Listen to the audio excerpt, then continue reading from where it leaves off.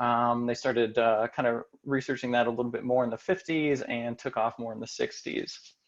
A couple other examples. In the 1950s, the Swiss pharmaceutical company Sandoz, which employed the chemist Albert Hofmann, who discovered LSD, and also, I think, isolated psilocybin, made those two drugs available as Delicid and Indocybin, respectively.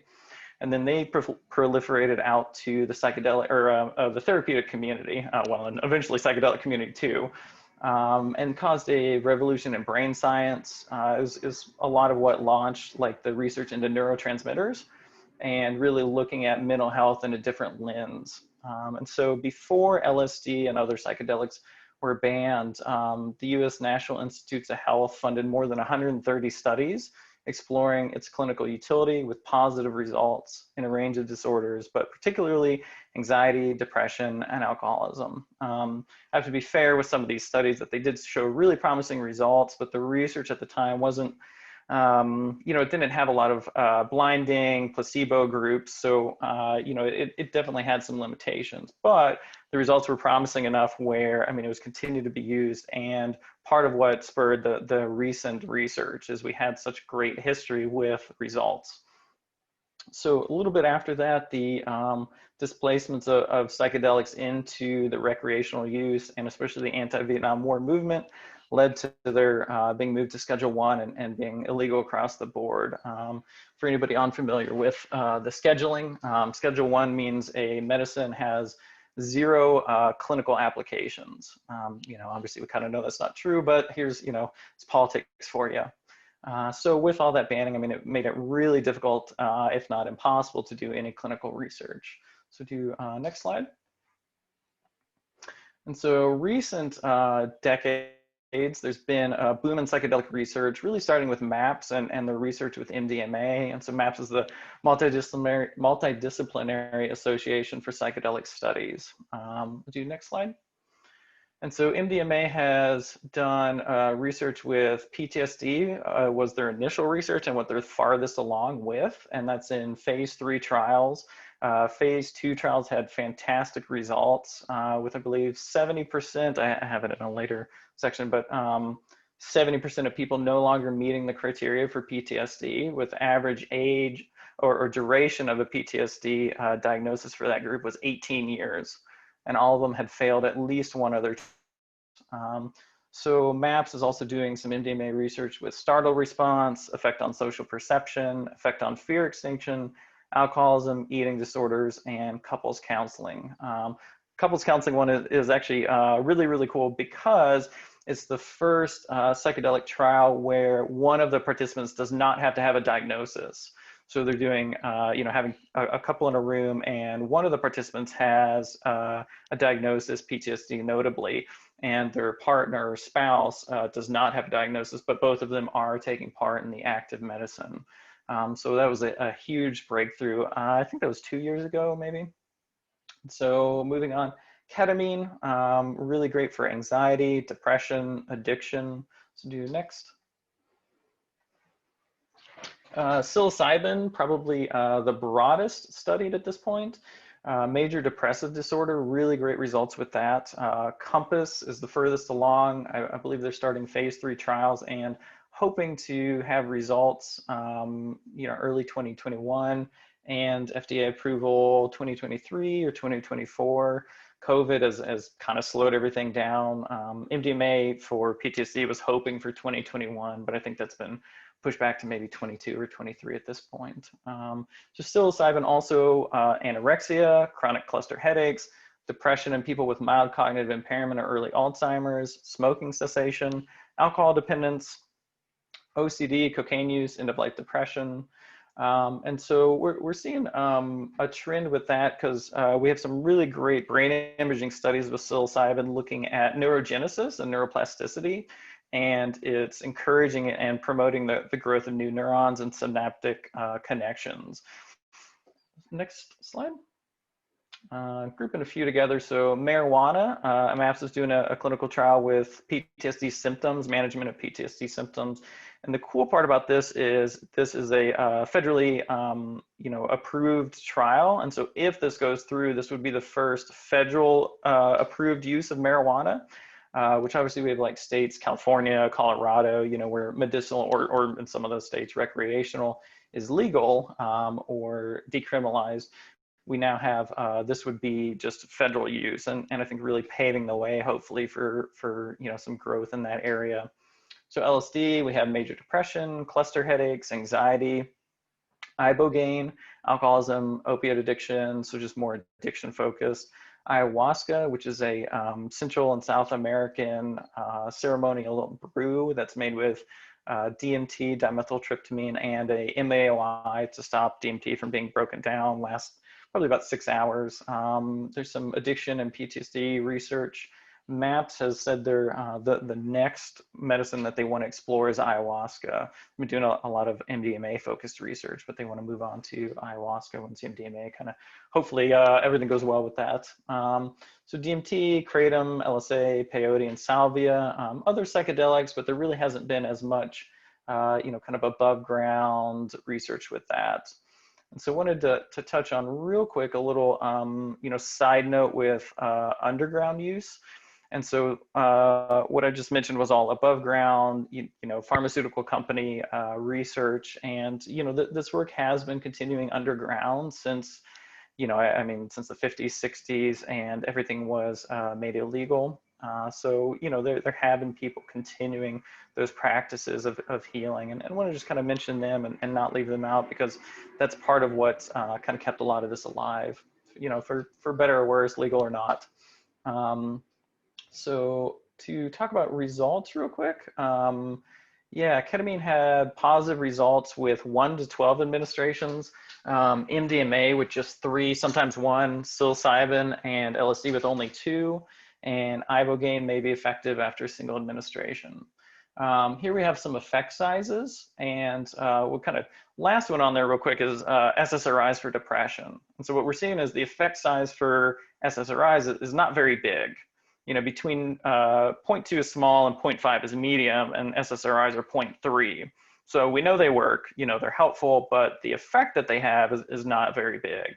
It's kind of like if I'm in pain, I take an ibuprofen, right? Like that helps, but the effect is not very big, versus what the effect size we're seeing with some of the psychedelics, psilocybins, 2 to 3.1, end-of-life depression, and that was depression. End-of-life depression is 0.8 to 1.6. Alcoholism 1.2 to 1.4, LSD for end-of-life distress 1.1 to 1.2, and MDMA is 1.17 to 1.24. So this is, off the charts, huge effect sizes. Maybe the difference between taking, ibuprofen for some pain versus, some morphine in the hospital. Both help pain, but we're seeing a pretty big difference. So next slide. Yeah, and so a little graph here of the research and kind of the shift. Here we have, showing a lot of research in, 30s, 40s, 50s, 60s, and then just kind of fell off a cliff there with everything becoming illegal. There was a, couple studies, I think, going on, one in Maryland that kept going through the 80s. Canada, I believe, had some research going, but for the most part, definitely just fell off a cliff. So it's great to see in the past, decade or two, that's coming up again. So next. Yeah, so let's dive more into psychedelic assisted psychotherapy, general info. So once again, it's combining a potent psychoactive substance in a very few sessions. These are generally accompanied by drug-free sessions before, so the preparatory sessions, and or drug sessions afterwards. So preparatory and integration sessions. Psychedelic assisted psychotherapy has a few key components for practitioners to be aware of. It requires extensive knowledge of the medicine being used, an awareness and preparation of what is referred to as the set and setting, the use of music, and trusting the patient's own inner healing experience. Next slide. So set and setting play a strong role in ordinary state psychotherapy, but this is very much magnified under the scope of a non-ordinary state. The biggest predictor of what we hear of like a bad trip is having, a set or setting that's off going into the experience. Also being aware of dosage. It's anything can be a little bit too much, although the actual physical safety of psychedelics are very, very safe. So set refers to the expectations, motivations, and intentions of the client in regards to the session.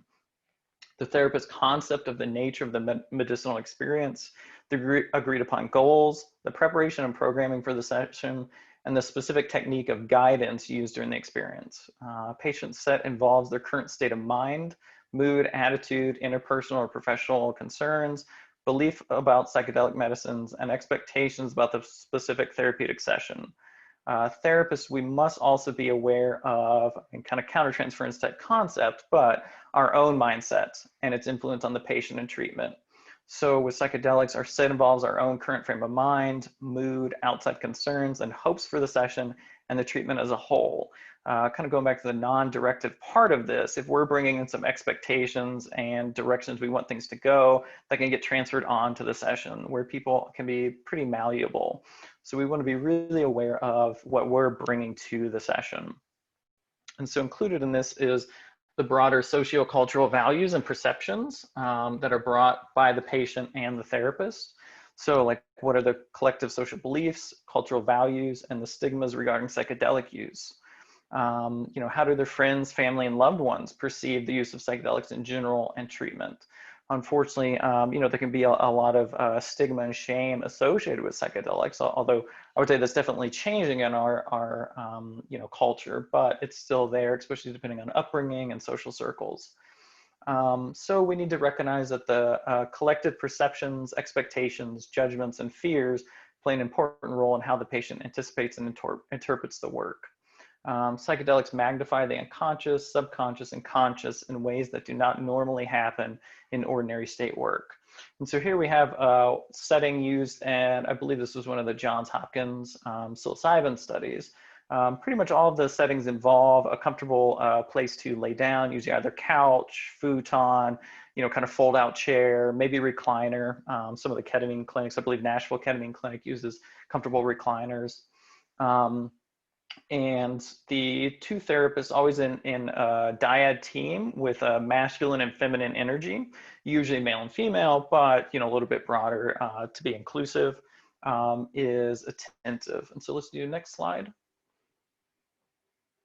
And so this is from one of the MDMA trials, similar setup. This is actually, I think, the Midhofer's situation in South Carolina. And so, they have Michael Midhofer on the right, Annie on the left, excuse me, and then Annie on the right.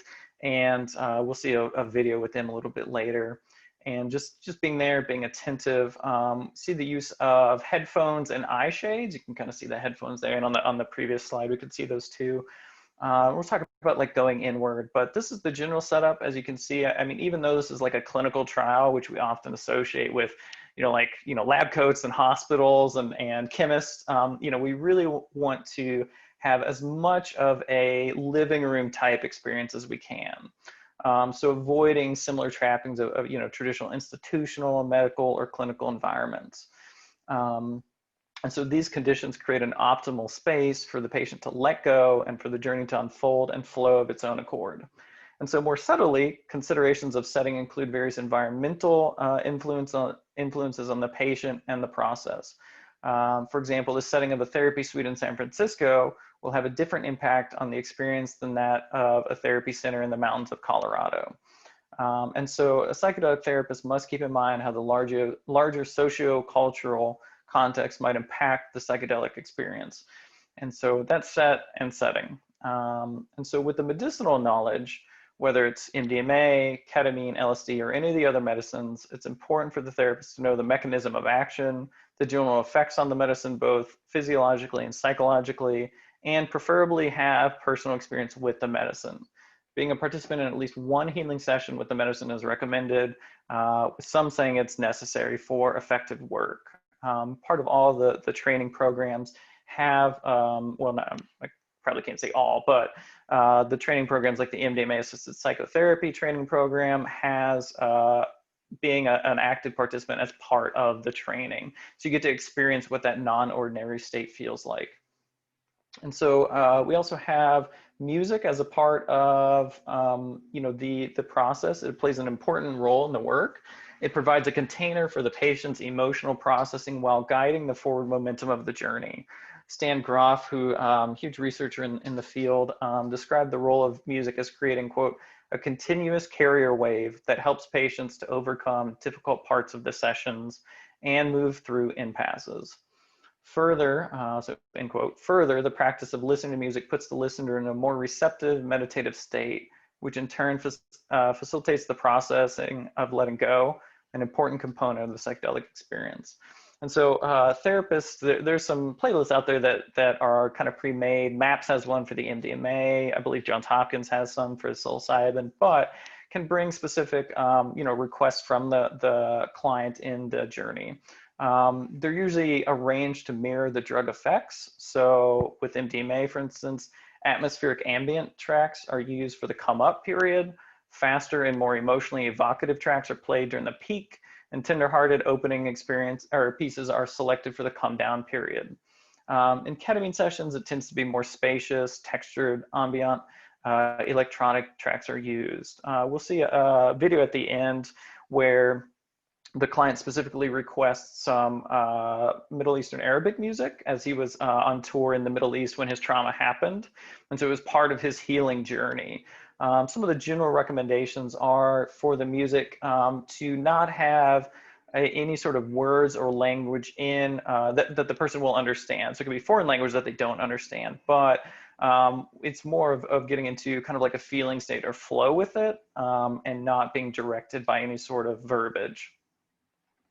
And so the last part, kind of the important core aspect of this work is trusting the medicine and the, oh no, we'll go back. Yep. Trusting the medicine and the client's own inner healing intelligence. And so this concept and its implications are talked about in the MDMA study treatment manual. So quote, it is essential to encourage the participant to trust their inner healing intelligence, which is a person's innate capacity to heal the wounds of trauma. It is important to highlight the fact that the participant is the source of their own healing.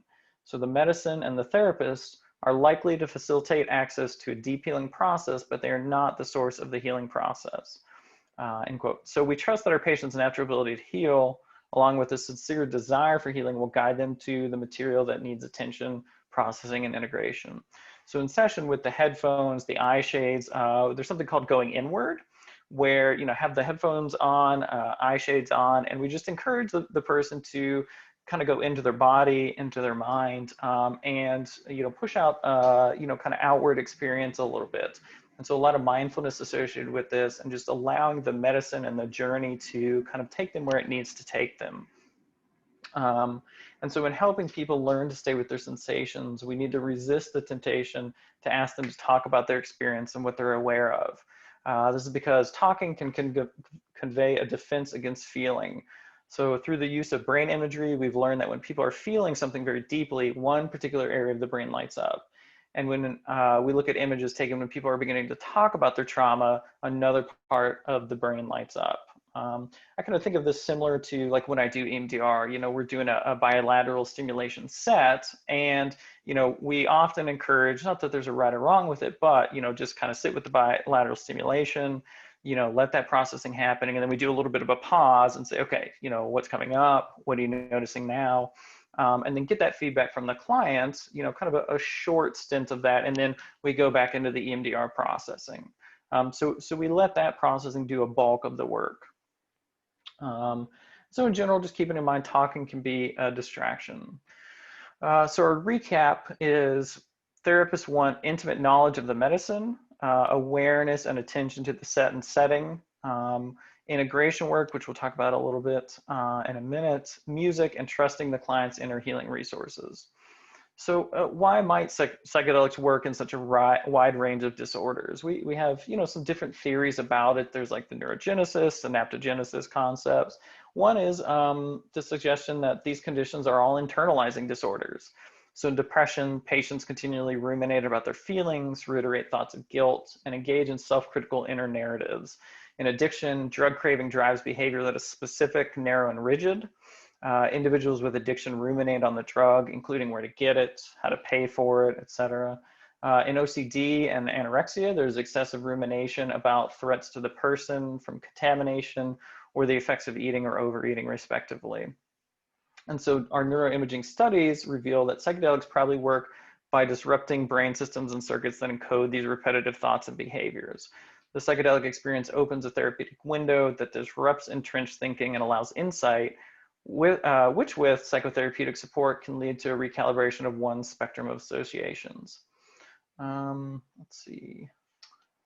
Let's do, yeah, okay, MDMA slide, perfect. So to talk about MAPS real quick, Rick Doblin founded the Multidisciplinary Association for Psychedelic Studies in 1986, and his goal is to promote the potential for psychedelic therapy.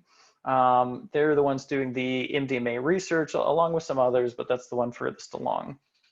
So to focus specifically on MDMA, which is the first training I've done and what's, you know, again, knock on wood, coming to market soon. MDMA or methylenedioxymethamphetamine is structurally similar but distinct from amphetamines. The drug product is formulated as a white crystalline powder compounded with excipients and placed in capsules. As you can see in the picture there, that's one of the doses from the clinical trials. And so the sponsors humans trials use fixed doses between 1 and 4 milligrams per kilogram, or about 75 to 225 milligram. The onset of MDMA effects occur 30 to 60 minutes after oral administration. Peak effects 75 to 120 minutes post-ingestion, and durations 3 to 6 hours. Most effects return to baseline or near baseline after about 6 hours. During the MDMA trials and future MDMA work, clients are offered an initial dose to kind of get things started, and that's a larger dose. Usually, I think the trials use 120 milligrams, and then they're offered a booster about an hour later if they want it, and that's a half dose. And so that extends the window of processing. And so MDMA concurrently promotes the release, inhibits reuptake, and extends duration of serotonin, norepinephrine, and dopamine in the synaptic cleft. And so it increases the transmission of all these neurotransmitters. Let's see. MDMA produces anxiolytic and prosocial effects through release of neurotransmitters with the greatest effect on the ones above. Subjective effects can include increased compassion for self and others, reduced defenses and fear of emotional injury, and making unpleasant memories less disturbing while enhancing communication and capacity for introspective. How I kind of try to simplify that and describe it is, the feeling is you are in a very safe, protected bubble. You know, the concept of vulnerability fades away. The concept of shame goes away. The connectedness you feel like others, just skyrockets. If I take the feeling of, like maybe hanging out with my best friends, being under a weighted blanket, drinking a nice relaxing tea, we're maybe starting to scratch the surface. And, I don't want to overdo it or anything, but, the street name of ecstasy is a very apt name for it. It's a very blissful experience. So let's see. What MDMA does with all of that is it allows the participant to revisit the trauma without feeling overwhelmed by the terror or shame that may have overwhelmed them in the past. So it can include more positive mood, novel thoughts about meaning or objects, events or memories, and also increased access to distressing thoughts that are present with the trauma. This combination of drug effects should support the participant in overcoming the emotional numbing of PTSD and increase the window of tolerance. So it's expected to make it easier to process feelings in a helpful way. But we do want to be clear. I mean, we are still working on PTSD, and intense trauma. That doesn't mean it's going to be, purely blissful. There can still be a lot of catharsis and emoting during the session. Let's see, the increased closeness and decreased and anxiolytical effects can help with some of the social anxiety. We're doing some studies with autistic adults. So it's going into that realm. And as far as like the, kind of lowering of inhibition and vulnerability, it's also kind of going into some of the couples studies. And I'm really excited to kind of see where all this goes with couples counseling, or potentially like group therapy sessions, having people break down a lot of those barriers, with medicinal help. And then that's something that they can carry over to their life, having had that experience and seeing that, vulnerability and connectedness can be safe. So the results, the phase 2 study of MDMA, which finished last year, or 2 years ago maybe, approximately 70% or more of participants no longer qualified for the diagnosis after the 12-month follow-up. And so the remainder 30% also had less severe symptoms. And as I mentioned earlier in context, these are people who had PTSD for an average of 18 years. These effects lasted for up to 4 years, which I think was the longest post follow-up they've done currently, just because it's, some of the clients haven't been, out of the study much longer than that. And what I do want to kind of point out, going back to the blissful state, and what I think partly separates this work from other work, is that this happens during a much reduced, let's do next slide actually, I think that's the window of tolerance. So all of this happens in a less aroused state. I've done plenty of EMDR with clients, and especially working through, some heavy trauma, that it is a very difficult experience for them. And I don't want to say MDMA magically makes all of that go away, but it vastly increases the window of tolerance, and makes it a lot harder and a lot more difficult to get into that hyper aroused state. And so not only is it very effective at processing trauma, it's also a much less uncomfortable or even re-traumatizing experience for people. And so I do really just want to kind of point that out as part of the power of this. One of the, in my training, one of the examples they used was a veteran who was also a first responder at 9/11 and was having visual hallucinations of ash falling from the Twin Towers. And one of his therapists previous to the MDMA trials had started some EMDR, and a couple minutes into the session, he got up and ripped a sink off the wall and left. Because I mean, we went from, combat trauma to 9/11 trauma, being a first responder. And I think he was there like helping dig through the rubble for, weeks afterwards, and just, heavily traumatized. EMDR, which, I love, don't get me wrong. I had a slide, is fantastic, but I think that's one of the limitations I do find with it. So, yeah, let's see, that's window tolerance. So next slide. And so the protocol for the MDMA therapy is 3 parts. So we have preparation, active sessions, or the medicine sessions, and then integration. And so in general with psychedelic studies, including the MDMA, 3 to 5 prep sessions usually take place first. MDMA, it's 3. Before an active dose. Usually we want a final prep session the day before the first active dose. The participant is prepared for the experience by trained therapists who are often referred to as guides. I think, next slide. Let's see, an overview of the dynamics and nature of psychedelic experiences. Yeah, there we go. Is explained, including how it can be challenging for many people, how any such challenges can be best confronted, and how the participant can get the most out of the experience. There can also be some scaling, like with the CAPS, for instance, for PTSD, seeing what the traumatic, the level of trauma is currently, and we want, pre and post. Now, some of that's also part of the clinical trials, but, I think it's something that will probably get maintained through, post-clinical trials. So this is the time to gather participant history, begin with establishing the therapeutic alliance, provides an important opportunity for the therapist to address the participants' questions and concerns, including with psychedelics in general, as well as to prepare the participant for the sessions by familiarizing them with the logistics and the therapeutic approach being used. This preparation should be done with the intention of helping the participant feel a sense of safety and comfort in the therapeutic setting.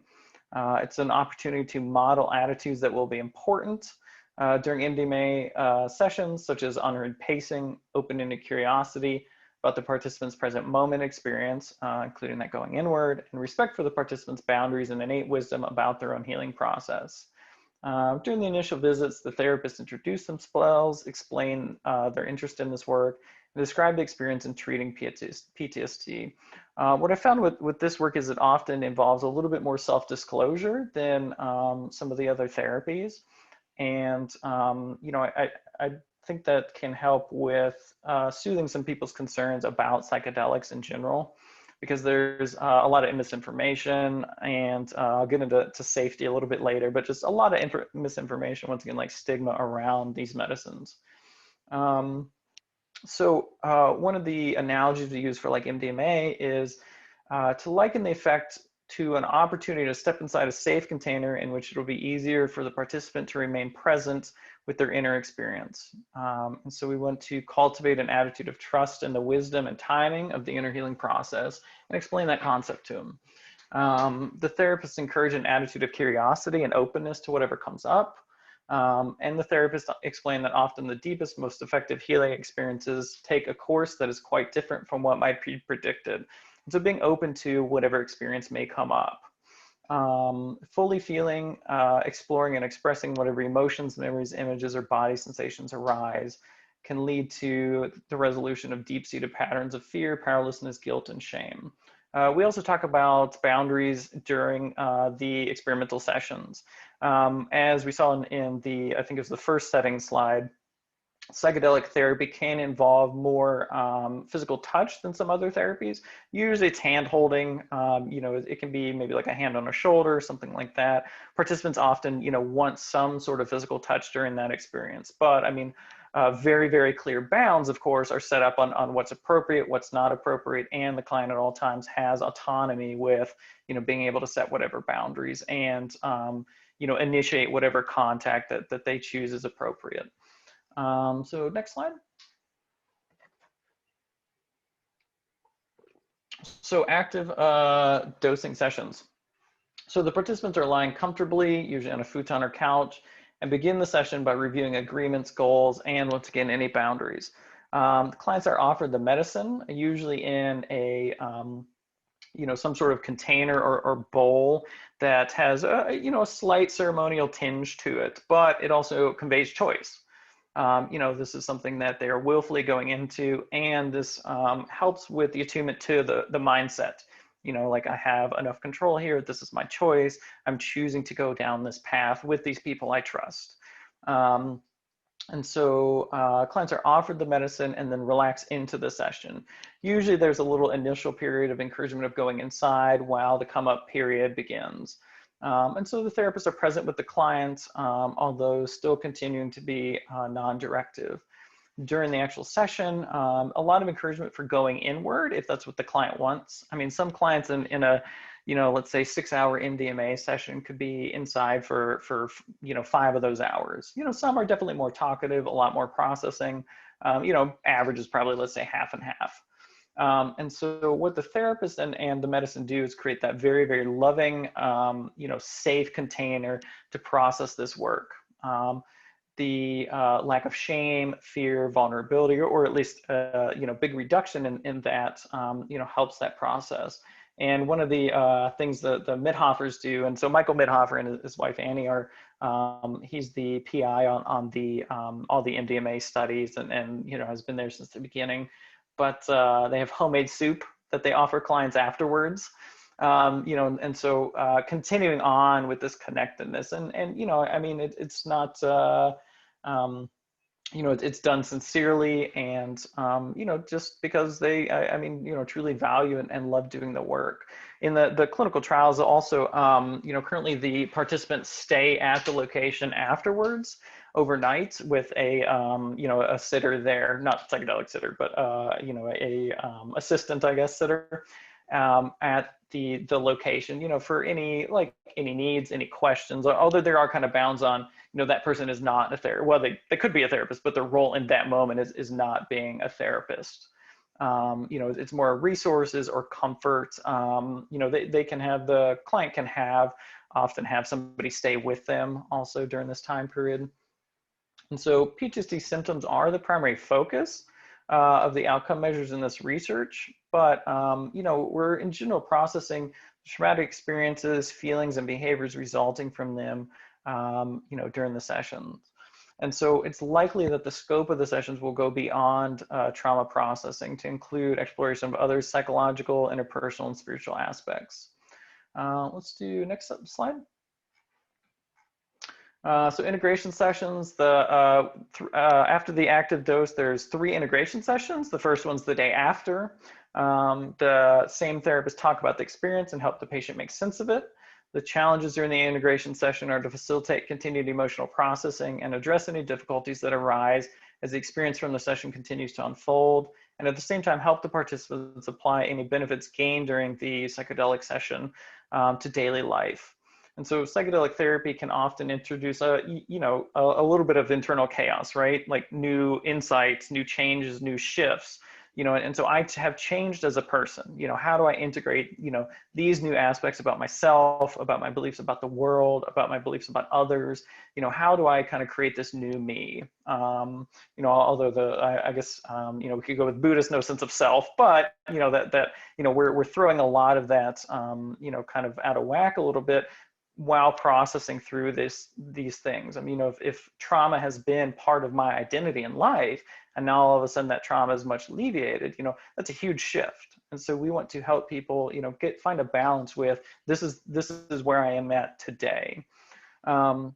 The therapists are present to answer any questions the participant may have, as well as to offer support and encouragement as the participant processes the emotional responses and new perceptions resulting from the MDMA assisted sessions or psychedelic assisted sessions. Therapists take a supportive and validating stance towards the participant's experience. They help them further explore and develop new insights about their trauma and new perspectives about life and relationships, and shifts in their relationships to their own emotions and the clearing of old thought patterns and reactions that may have outlived their usefulness. Integration is a vital part of the psychedelic experience. This is one of the things that separates you know, recreational use from medicinal use. You know, recreational use or unguided use, you know, often doesn't have preparation or integration, as well as, you know, attention to dose, set, and setting. But, you know, as things shift, we you know, want an opportunity to process those. And so the therapists are there for that. So next slide. I wanted to touch on microdosing real quick, a little bit of a shift here. I want to touch on this because it's probably something that is more likely to come in through your door in the next, you know, few years. It's becoming more and more common, and microdosing is the practice of consuming very low sub-hallucinogenic doses of a psychedelic substance or subperceptual in general. Usually it's LSD or psilocybin. I don't think MDMA is particularly able to be microdosed. Usually at lower doses, it just has the amphetamine-based effect, not so much the prosocial effect. And so reported benefits include increased focus and concentration, enhanced creativity, overall improved quality of life, reduced depression, anxiety, greater optimism, enhanced social ability, and pain reduction and decreased stress. Now, I want to be kind of clear that a lot of this is anecdotal. We don't really have good studies around this. Some are starting, but you know, we have really great anecdotal reports. So just something to kind of keep an eye on in the future as this progresses. You know, we'll see if you know, the research holds with microdosing. My hope is it does, because it also gives people a little bit of a different you know, approach to managing some symptoms. Pretty common for like some depression, ADHD. Microdosing is usually like 1 day on, 2 days off, 1 day on, 2 days off. There's some different protocols with it. But it you know, kind of gives like I said, just a different option than some of the pharmaceutical options. Let's see. Microdosing, it tends to be well tolerated. I mean, we're not seeing any sort of negative neural effects from it. So in general, safe. So speaking of safety, next slide. The DARE officers from my high school might hunt me down for this one, but psychedelics are safe. You know, we're told, I don't know if anybody remembers that, it was like the scrambled eggs, you know, like here's your brain normally, you know, it's like an egg and it's fine, you know, and then here's your brain on drugs, and it's the scrambled egg that's just been destroyed. Yeah, I see some nodding there. I remember seeing that one. I was like, I will never touch these drugs ever. But, you know, reality is, you know, they're safe. So here on this one, we see, screen behind here. Yeah, psilocybin, LSD, and ecstasy are at the bottom of this safety. And this is, I want to point out, this is recreational use. And so even, you know, less safe than the medicinal use we're doing. But, you know, alcohol up there at the top, which is probably not a huge surprise, you know, to all of us. But, you know, we see that overall, I mean, these drugs are safe. The, you know, they're extremely difficult, if not impossible, to overdose on. The estimated lethal dose, and I say estimated because it's never happened, estimated lethal dose of psilocybin is about 4,000 times the normal dose, the normal recreational dose. It's probably not even physically possible to ingest that much psilocybin. And LSD is probably about the same. No deaths have ever been reported. There was an anecdotal report of some people, I think it was in the maybe like 70s or 80s, found some white powder they thought was cocaine, and so they snorted it, and it happened to be crystalline LSD. And so, but you know, although they had a hospital trip to help calm them down, you know, there wasn't any sort of you know, lasting physical effects. So, I mean, they're all safe. MDMA does have a little bit of a lower lethal dose than some of the others, but it's still, you know, numerous times a recreational dose. And I mean, the clinical trials with MDMA, that dosage has been shown to be extremely safe. There was only one serious adverse event in the trials at over 1,200 sessions. And that was somebody's blood pressure went a little bit out of the range that they considered safe. And so, you know, went to the hospital, no lasting effects from it. But that was the only adverse effect. Next slide. And so, oh yeah, another safety. So a different, you know, version of that, we can see, you know, the lethal dose, and then also just the, you know, safety of this. So, you know, heroin, morphine, all that up top. But you know, psychedelics in general, just once again, very safe. Pretty much anything you hear about, you know, MDMA probably has the worst rap of the psychedelics on, you know, in the news. And the vast majority of the time when you hear about that, it's either polydrug use or something that is not MDMA, or MDMA that was adulterated with something else. There's a lot of things that people pass off as MDMA or ecstasy that aren't that. So challenges, next slide. The major challenge is how to scale up the treatment. The current model is time consuming and therapist intensive. And even though a couple doses of medicine are required, this is currently costly because of many regulatory challenges and just therapist amount of time. Another issue is how to provide enough psychedelic trained therapists and ensure good practice through structuring, manualizing, monitoring, and delivering quality training and practice. Although I think this work is fantastic, you know, I try to provide a little bit of a balanced, you know, viewpoint on it. It's not perfect. It certainly has its limitations. Next slide. And so real quick, wanted to just kind of give a shout out to some other altered states, you know, holotropic breathwork or breathwork in general, Kundalini, shamanic drumming. These aren't per se my area of expertise, but I just want to kind of highlight them a little bit, that, you know, they're out there. Psychedelics are not the only other altered states, and a lot of positive healing work can come under, you know, these or other non-psychedelic altered states. So next slide. And so the future, this field is very much growing. Compass, who are doing the psilocybin trials, has just been valued at $1.2 billion. It started on a shoestring budget.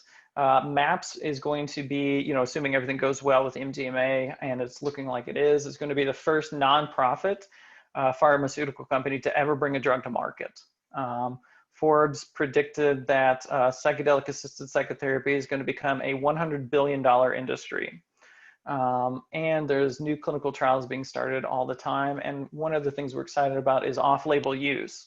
And so once these drugs get approved fully by the FDA, you know, we can start seeing a lot of off-label uses, you know, couples counseling, group counseling, things like that. What I'm hoping to be involved with is expanded access. And that's, the FDA has a program where something's granted breakthrough therapy status where, hey, this is good enough that we want to get this out to more people. And so they started expanded access. And I've applied to be a part of that. And that's part of how I got the MDMA training. It's a little bit stalled right now with COVID, but hoping to bring a clinic to Nashville in the next year or two to be able to get this work started. Next slide. I think that might be yeah, so contact info. So I wanted to give a shout out, a couple people, Tom Nielsen, he's going to be giving a talk on psilocybin and psilocybin assisted therapy next, I believe it's April, and he was also a good help for you know, the preparation of this, and Daniel Barton at the Nashville Ketamine Clinic was also really helpful with some information and bouncing some ideas. So I want to kind of thank both of those people. And like I said, tune into Tom's talk. I think in April it'll be on the website. So I wanted to pop over and do a video real quick that MAPS was kind enough to send over. Let's see. Switch to. Yeah, okay, Robert, I'm going to get the screen. Okay. Oh, I need to stop the recording. Yep. Yeah, if everybody can, please don't, you know,